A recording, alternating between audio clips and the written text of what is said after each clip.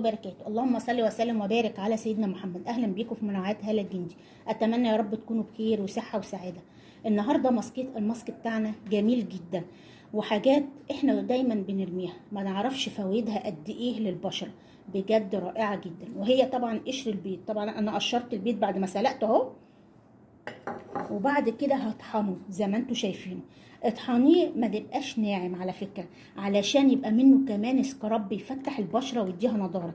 بجد قشر البيض ده بيحتوي طبعا على بروتين عالي جدا، بيساعد البشره على النضاره بتاعتها، وكمان بيديها تفتيح وبيشد البشره وبيزيد الكولاجين في البشره. بجد حلو جدا. اهي دي حوالي معلقه زي ما انتوا شايفين. هنستخدم كمان مكون بيعمل على التفتيح وبيشد البشرة وحلو جدا جدا كأنه كولاجين طبيعي، وهو القهوة. اهي القهوة مهمة جدا جدا جدا. هنستخدمها طبعا مع قشر البيض زي ما انتوا شايفين كده. هنقلبهم بس علشان يتجانسوا، وبعد كده هو هنروح عاملين ايه، هنستخدم معلقة كبيرة. طبعا دي معلقه صغيره، هيبقى معلقه كبيره زبادي.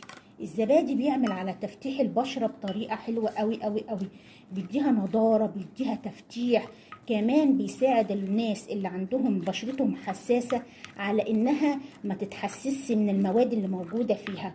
بصوا اهي، بجد ماسك رائع جدا. هنحط كمان مكون حلو جدا بيدي نضاره للبشره وبيدي تفتيح، كمان بيقي البشره من اشعه الشمس الضاره. وهي كمان الليمون. انا هحط بس يعني حوالي 3 نقط من الليمون. اللي عنده حساسيه من الليمون ما يستخدمش الليمون، ممكن يستخدم مثلا ميه ورد، ممكن يستخدم بتاع دوت برتقان، مفيش اي مشكله. لكن لو عندك حساسيات من الموالح بلاش تستخدميها نهائي، استخدمي ميه الورد. الميه الورد حلوه جدا. وزي ما انتوا شايفين اهو بقى الماسك معانا جامد اهو. طبعا هتستعمليه ازاي؟ ادي دي مثلا بشرتك، هتروحي بقى ايه، بصوا كانها قناع، اعمليه كانه قناع بقى بالظبط. بصوا اهي. انا مش هعمل ليه مساج دلوقتي الا لما ينشف، وهو بينشف هفركه حوالي 5 دقايق وبعد كده اغسله. بجد بجد هيديكي نضاره وشد للبشره بطريقه ما كنتيش تتخيليها.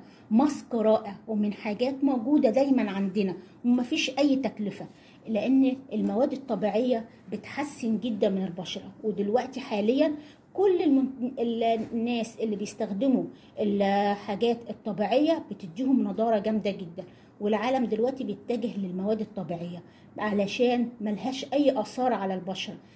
والحاجات دي بتبقى موجودة عندك، مش هتكلفك حاجة، بل هتديك نضارة، لانك هتعتني ببشرتك، هتخلي بشرتك دايما شابة، بشرتك دايما بيضة، بشرتك دايما ما فيهاش اي اثار للحبوب ولا التسبغات.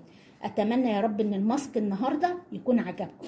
لو عجبكم ما تنسوش الاشتراك في القناة وتفعيل الجرس ولايكات كتيرة حلوة زيكم، وان شاء الله نتقابل في فيديو جديد وانتوا في منتهى الصحة والسعادة. والسلام عليكم ورحمة الله وبركاته.